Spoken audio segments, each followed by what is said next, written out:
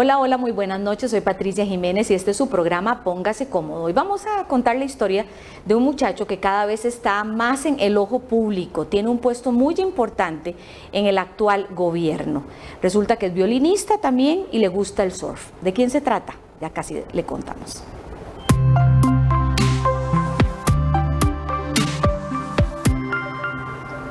Bien, se trata de Jorge Rodríguez, él es el ministro de Comunicación y Enlace del gobierno de don Rodrigo Chávez. Es un muchacho que ha ocupado muchos puestos a nivel internacional y también a nivel nacional. Hasta hace unos días era el jefe de despacho del presidente, ahora es su ministro de Comunicación y Enlace. Y es un gusto tenerlo aquí. Muchísimas gracias a vos, Patricia, por la invitación. Muchísimas gracias por venir. No, encantado. ¿Verdad? Porque yo decía, ese muchacho, yo quiero saber cuál es la historia detrás de ese muchacho. Dice muchas cosas, pero hoy vamos a ver quién está detrás del nombre de Jorge Rodríguez. Pues vamos a verlo entonces. Muy bien, aquí tengo que es hijo de Mari Vives y Jorge Rodríguez. Se crió entre Coronado, Calle Blancos y Curry. Sí, bueno, mi mamá es una mujer excepcional, joven. Bueno, me tuvo muy joven y ahora pues igual, tiene 54 años. Mi papá también, un hombre muy trabajador, nací en Coronado. De ahí nos fuimos para Calle Blancos, ahí crecí con mi abuela, mi tía abuela, mi mamá. Después todo eso fue mi parte de infancia y luego ya cuando entraba al colegio pues nos movimos a Curridabat. ¿Y cómo fue esa infancia? ¿Qué es lo que más recordás de esa infancia? Una infancia diferente porque por el lado de mi mamá soy hijo único, por el lado de mi papá tengo 6 hermanos más. Siempre fui un poco nerd. Yo me acuerdo de ver, o sea, de levantarme en época de escuela y en colegio, de ver el 1 de mayo y levantarme a ver la asamblea legislativa, la elección del directorio. Siempre fui muy estudioso. Salía a jugar fútbol con mis vecinos, pero siempre estaba o estudiando para las clases o para el violín. Entonces siempre fue esa mi vida infantil. Que está lindísimo ese tema de violinista, pero todavía no les vamos a adelantar mucho de ese tema. En el próximo bloque vamos a hablar de ese tema de la música y esa otra de tus pasiones. Muy bien. Y contanos, y además sos exalumno salesiano, eso me encantó. Soy salesiano, orgullosamente del Salesiano Don Bosco, salí de ahí en el 2002. Una generación de gente. Yo no te digo en qué año salí yo del colegio. No. Bueno, un ex colega de ustedes, Luis Carlos Monge, era compañero mío de esa generación. Bueno, sos de la época de Luis Carlos, ¿ves? Exactamente. Entonces, una época de colegio muy linda, donde hicimos muchas cosas, aprendimos mucho. ¿Y ya era mixto? ¿O sí, ya no? Nosotros éramos como la 7ª, 8ª generación que ya era mixto. Te voy a contar una anécdota, ¿verdad? Porque nosotros, como éramos solo mujeres en el María Auxiliadora, entonces nosotros queríamos que nos dejaran usar pantalón, ¿verdad? Porque no, solo en agua. Y entonces un día tuvimos toda una revolución, ¿verdad? Encabezada, entre otras, por mí. Y entonces decíamos, pero que nos dejen a las monjas, que nos dejen, porfa, usar pantalón. Y entonces se vuelve la directora y dice, cuando el salesiano y el técnico Don Bosco usen en aguas, ustedes hablamos. Y después se hizo colegio mixto y yo decía, esta era nuestra oportunidad. Pero bueno, son muchísimo más jovencitos, así es que ya era colegio mixto el salesiano. Sí, ya era colegio mixto y bueno, ahí pues siempre con los valores salesianos, pero también éramos un grupillo medio revoltoso. ¿Ah, sí? Sí. No parecías como mal portadillo, sí. No era mal portado, pero tenía, diría mi mamá, amigos que no eran muy buena influencia. ¿Ve? Uno nunca sabe. Ya ahora entendemos muchas cosas. Mentira. Y entonces hiciste loquillo en el cole. Pues hacíamos festivales de arte y festivales deportivos y más de una vez nos escapábamos en alguna clase para iniciar antes el recreo y extender la mejenga más rato. En el último año de colegio retomamos una tradición de cuando era solo un colegio de hombres, que era darle la vuelta el último día de clases a la pista en boxer. Y ese día fue toda una revolución porque no pueden. Ahí nos tenían que invitar a las del María y en ahí ese día. Aquí no hay nada, lo vamos a retomar y lo hicimos. Entonces todos ahí dando vueltas, toda la generación. En boxer. En boxer. Qué bueno, sí, me parece muy bien. Pero bueno, tenés un montón de estudios, o sea, relaciones internacionales, una maestría en gerencia, negociación y en proyectos, o sea, siempre súper enfocado en el estudio. Sí, fue algo que siempre mi mamá, mi abuela, mi tía abuela me inculcaron. La única herencia, como decía mi mamá, que le puedo dar es que estudie, y ella pues me permitió cumplir todos los sueños, tanto en la parte académica formal como cuando quise hacer otras cosas como la música. Ajá. Y también tenés una carrera tanto acá como internacional, ¿verdad? Porque aquí te metiste en la política muy jovencito, estuviste incluso en el gobierno de Óscar Arias. En el segundo. En el segundo de Óscar Arias, sí, no, el primero no me cuente dónde estaba usted. Muchas gracias, pero no gracias. Porque estaba, no sé, en el 86. 86, yo tenía un año. Imagínate, yo estaba en sexto grado de la escuela. Imagínate, nos tocó hacer las pruebas que Pacheco, que después fueron las primeras pruebas de bachillerato. No, ya bachillerato sí valía, pero digamos en sexto grado aplicaban una prueba y fuimos el plan piloto en el 86 del primer grupo que hizo examen en sexto grado. Ah, wow. ¿Ves? Usted no se sabe esa parte de la historia. No, esa no me la sabía. No se la sabía. Pero bueno, y entonces en el segundo gobierno de don Óscar estuviste trabajando. Sí, bueno, yo empecé en Dinadeco. Ese fue mi primer trabajo con asociaciones de desarrollo y toda la gestión de proyectos comunales. Ese fue un trabajo muy lindo porque me permitió conocer muchísima gente que hace voluntariado, ¿verdad? Las asociaciones de desarrollo son eso, voluntariado para tratar de ayudar a mi comunidad en el espacio directo, con poquísimos recursos, pero mi abuela fue parte de una asociación de desarrollo. Yo me acuerdo de que me llevaba chiquitillo a las sesiones de junta, entonces yo veía cómo arreglaban y no, vamos a hacer un bingo, vamos a hacer una feria, vamos a hacer tal cosa. Y bueno, de ahí pasé al Ministerio de Comunicación, cuando don Óscar lo crea con doña Maggi, y ahí con un equipo pequeño de gente hicimos algunas cosillas vacilonas. Antes de eso estuve un año en la Asamblea Legislativa, en la época del TLC, que fue un aprendizaje enorme, ¿verdad? Porque era...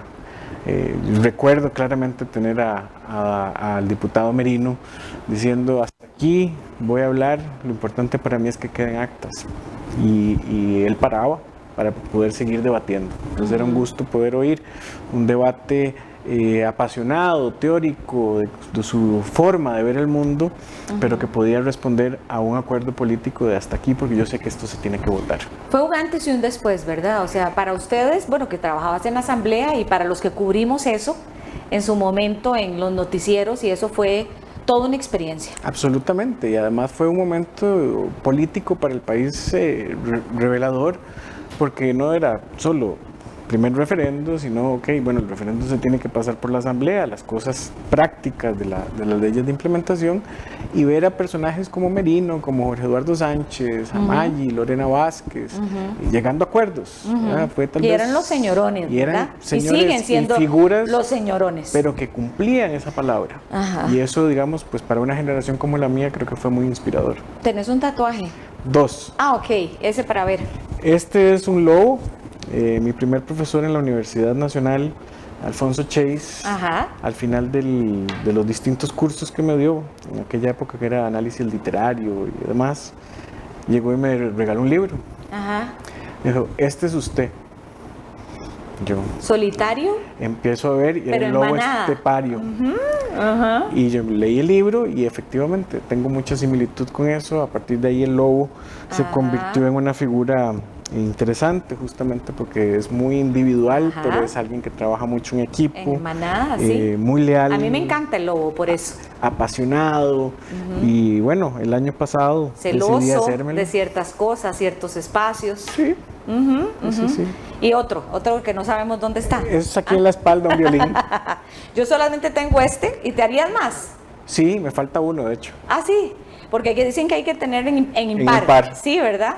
Yo solo tengo este, dice Fabián, que es el nombre de mi hijo, pero no descarto hacerme uno con mis hermanos, que hemos pensado que los tres tengamos el mismo tatuaje. Muy lindo. ¿Verdad? Está diferente. Sí, claro. Vacilón. Vamos a ver si lo logramos. Pero bueno, has tenido carrera internacional, me pareció muy interesante, en Naciones Unidas, en ACNUR, en OIT, ¿verdad? O sea, no solamente has estado aquí, sino que realmente estás muy joven y has hecho muchas cosas. Pues sí, he sido bendecido con muchas oportunidades.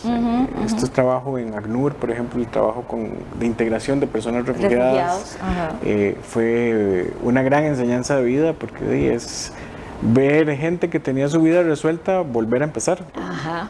En un contexto pues adverso, ¿verdad? Porque es un país nuevo donde no necesariamente conocen todo lo que están llegando a entender de nuestra sociedad.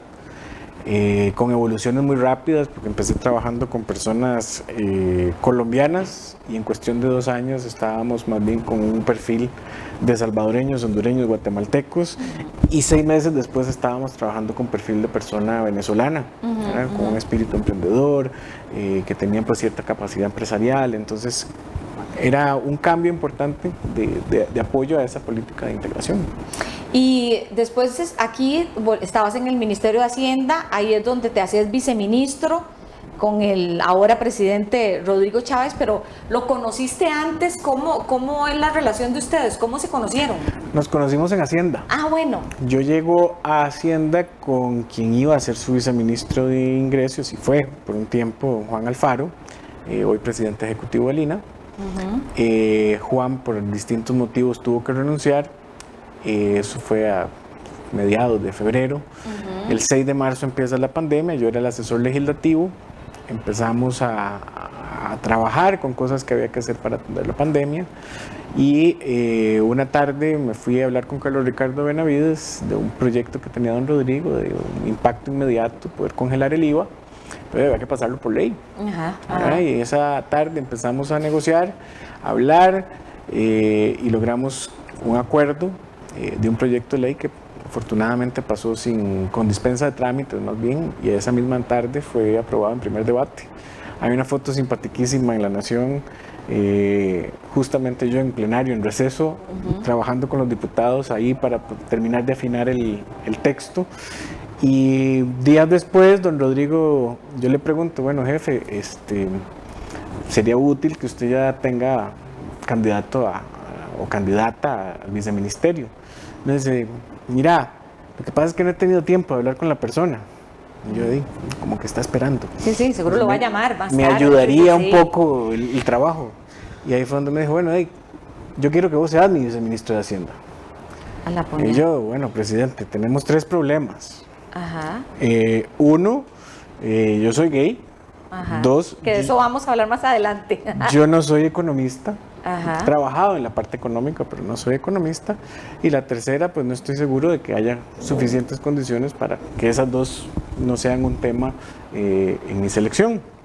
Y dice, mira, sobre lo primero, vos sabés que yo soy súper abierto con el tema y no tengo ningún problema con él. Sobre lo segundo, entender números, pero además yo me puedo encargar de esa parte, vos, de que la gestión política camine en el ministerio. Y sobre lo tercero, pues las construimos juntos. ¿Y cuál fue la primera impresión que él te dio? Un hombre muy serio, muy atento. De hecho, tiempo después hablamos de cuándo fue que él tomó la decisión de pedirme que yo fuera viceministro, porque no fue en ese momento de esa conversación, sino que días antes me había invitado a almorzar a la Casita Azul, ahí por el Salesiano Don Bosco. Buenísimo, además. Que es delicioso, era nuestro restaurante favorito. Y Rodrigo me empieza a hablar, me preguntar de mi trabajo, de qué había hecho, una entrevista, pero nunca me di cuenta. Y fue ahí cuando él decidió hacerme la oferta. Pues qué bien, la verdad. Y vamos a conocer otras facetas de tu vida. En cuenta una que me encanta, y es que es violinista. Pero cuando regresemos vamos a ver hasta los videos y todo para que te vean tocando el violín. Pero ahí ya está sonando. Ok, está ahí, don Ricardo. ¿Lo podemos soltar, sí, antes de ir a corte? Ahí está. Lindo. Vamos a venir precisamente con esta etapa de la vida de Jorge Rodríguez, y ya casi volvemos.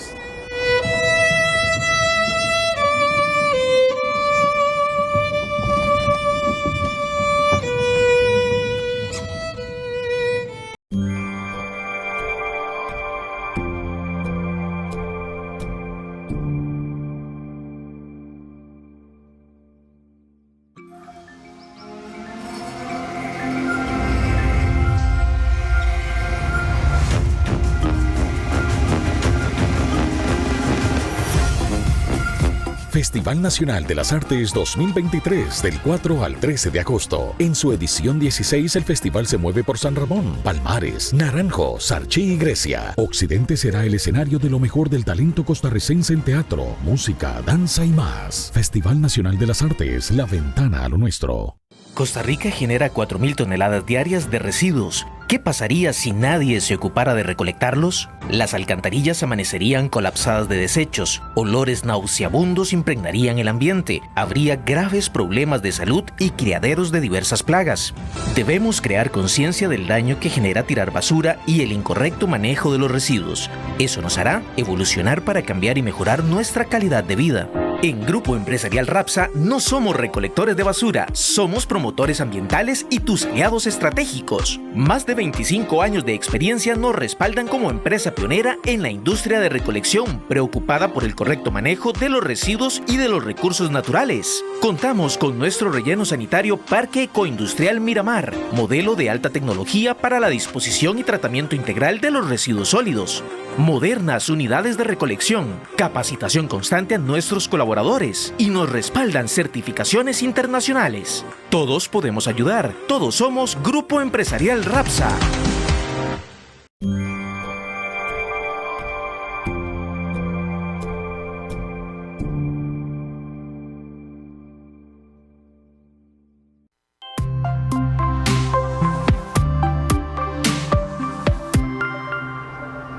Gracias por continuar con nosotros. Hoy estamos conversando con Jorge Rodríguez, que es el ministro de Comunicación y Enlace del gobierno del presidente Rodrigo Chávez. Estábamos hablando con él, es un muchacho de 38 años, con una gran carrera política, puestos internacionales, nacionales, y ahora vamos a la parte que más me gusta, que es la parte de la música, ¿verdad? Es mi gran amor y mi gran pasión. Bueno, violinista, me contaste que desde los 4 años empezaste a tocar el violín. Mientras me contás, ahí van poniendo los videos. Ok, bueno, pues Ajá, sí, empecé a los 4 años. Vengo de una familia de músicos. Mi mamá tocó cello, mi abuela tocaba piano, mi tío es el principal de contrabajo de la Sinfónica Nacional. Y siempre la música estuvo presente en mi vida. Desde Huila, lo que te decía, una infancia rara. Yo iba al teatro a ver la Sinfónica Nacional los domingos en la mañana. Sí. ¿Verdad? Rarísimo. Entonces siempre fui como un poco más nerd. Y ¿Ahí dónde estás? ahí estamos, bueno, andábamos de gira con el presidente en la cumbre de la Alianza de los Países Democráticos, Ecuador, Panamá, República Dominicana y Costa Rica. En Quito, en la iglesia de los jesuitas, nos tenían una recepción y había justamente un cuarteto de cuerdas de chiquillos ecuatorianos tocando y no me pude aguantar. ¿Se antojó? Sí, les dije, préstenme el violín para tocar para ustedes. Ajá, ajá. Y justo en ese momento, después de que estaban haciendo el tour interno, aparecieron el presidente Abinader, el presidente Lazo y don Rodrigo y la primera dama, y grabaron estos videos que están viendo. Qué bonito, ¿verdad? ¿Y tocas con la Filarmónica? Sí, bueno, tengo 18 años de tocar con la Filarmónica. Con Marvin tengo 28 años de tocar. Fue mi director en la Sinfónica Infantil, después en la Juvenil, y bueno, desde hace 18 en la Filarmónica. ¿Y te vas a despedir ahorita, sí? Sí, la llegada de este trabajo incluye una decisión muy fuerte de mi vida, que es el separarme de la orquesta.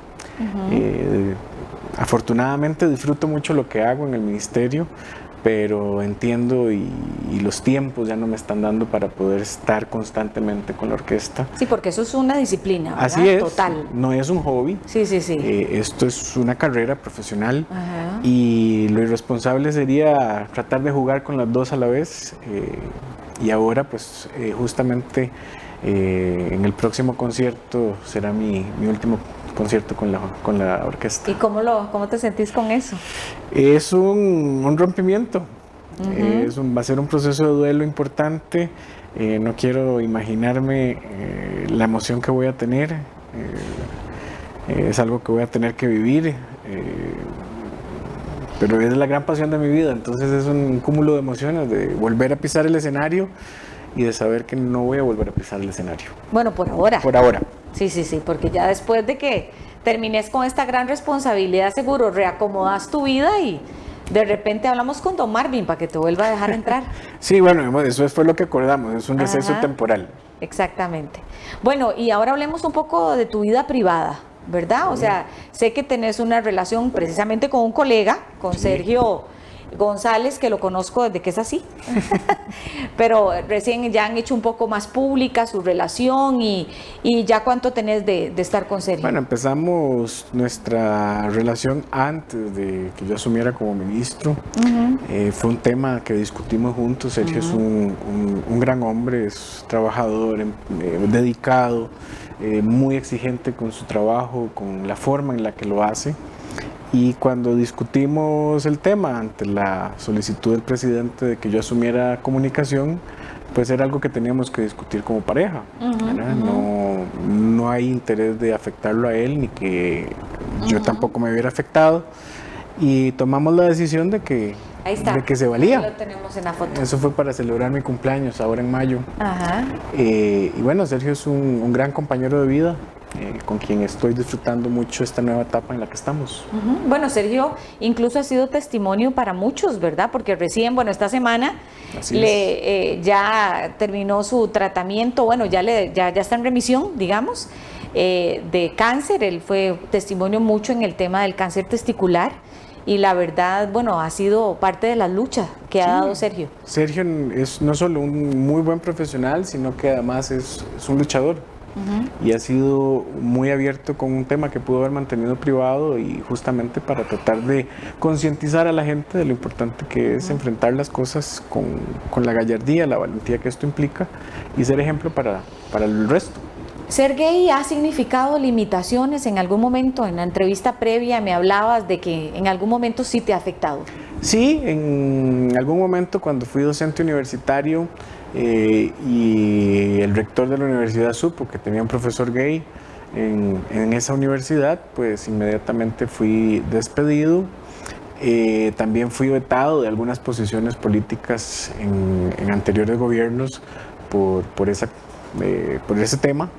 Entonces, por eso siempre mi conversación con don Rodrigo, el presidente de la República, en aquel momento cuando me pide ser viceministro, empiezo por la discusión ahí, ¿verdad? Ya había sido un tema antes, entonces no quería que lo volviera a hacer. Es un tema con el cual yo no lo oculto, no lo discuto, porque es así, punto. Es así. ¿Verdad? Y siempre, el comentario mucho de lo que he oído es que sos un hombre de un carácter fuerte, de posiciones como muy bien establecidas. No sé cómo consideras eso, o sea, ¿sos realmente de un carácter fuerte? Depende a quién le preguntes.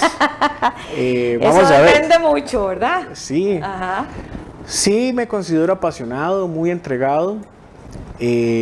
Soy Tauro, soy buey en el horóscopo chino y de tierra, entonces hay condiciones que yo creo que sí son bastante marcadas. No me considero una persona terca. O sea, soy de escuchar, pero cuando tomo una decisión es para tomar acción.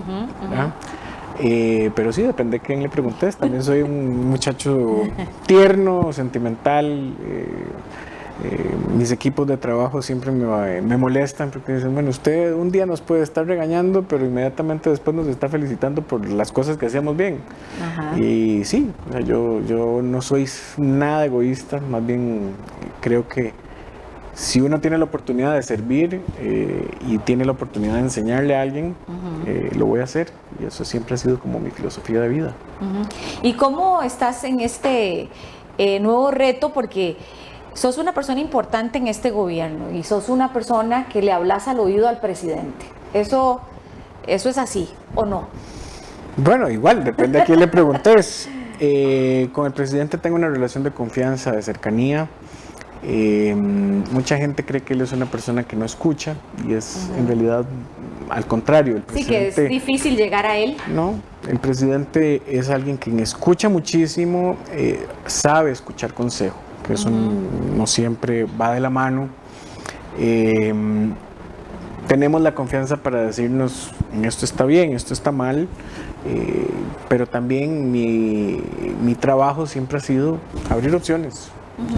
Don Rodrigo es mi cuarto presidente, y lo que he aprendido en este camino es que el yes sir no funciona, ¿verdad? Y usted le puede preguntar a cualquiera de los otros presidentes o mis otros jefes a los que he trabajado y no pueden decir que soy una persona que acepta el que es así porque es así. ¿Haces más accesible el trato con el presidente o más bien bloqueas algunas cosas para que no lleguen a él? O sea, ¿cómo esa función ahí de facilitador o más de evitarle? O sea, ¿cómo? Depende del momento, ¿verdad? Como jefe de despacho sí me tocaba atajar muchas de las cosas que no necesariamente tienen que llegar a un presidente. Como ministro de Comunicación y Enlace, me toca poner en encaje piezas que no necesariamente estaban encajando. Entonces es una relación de mucha apertura. El presidente es muy espontáneo, ¿verdad? Ese es el otro gran mito, que es un hombre que estudia sus reacciones. Pero el Rodrigo Chávez que uno ve en una conferencia de prensa, cuando estamos de gira y que vamos en carretera y ve un grupo de chiquillos que están en la calle para querer saludarlo, paren muchachos, y paramos, y él va y se tira y habla con ellos. Lo mismo con el adulto mayor, tiene un corazón muy sensible, siempre son temas que lo tocan mucho. Entonces, en realidad mi trabajo es más fácil de lo que la gente cree, porque él es muy auténtico, y eso yo creo que es una riqueza que no estábamos tan acostumbrados a tener. Había otros presidentes que eran mucho más acartonados, por decirlo de alguna forma, que el guión era este, y no me puedo salir del guión. Saco. Él, si en ese momento quiere ajá, decir o venirse a saludar a alguien porque lo vio ahí, o porque presidente, quiero una foto, presidente, vengo a quejarme con usted cuando estamos de gira. Sí, Él uno para necesitando más bien que avance. Y se oye, y él escucha, y si hay que tomar acción, entonces, bueno, algunos de los asesores del despacho pues toma el dato de la persona, trata de ayudarle y darle seguimiento. Entonces es muy fácil trabajar así. Sí, claro. ¿Sos un hombre también que escucha? Sí, sí. ¿Recibís consejo? Sí, de hecho, bueno, tengo un gran director de prensa a mi lado, que es Arnold Zamora. Lo conozco un poquito. Eso me han dicho también, pero Arnold es una de las personas que me da consejo, a mi mano derecha. Tenemos amistades en común. Bueno, Sergio me da consejo, mi mamá. La mamá, Dios libre, la ¿no? mamá es fundamental en esto. Y como mamá te digo que lo que dice la mamá sale cierto. Sí, Así tiene es un olfato importante. Ajá. Entonces sí, recibo mucho consejo. Pues qué dicha haberte conocido en esta media hora, haber conocido otra faceta, porque ese es mi programa, ¿verdad? Que la gente conozca quién está detrás del personaje que normalmente conocemos. Qué dicha que viniste sin saco, qué dicha que viniste sin corbata. Esa era la idea, porque siempre primero andas exquisitamente vestido. Muchas gracias. Y uno observa todo.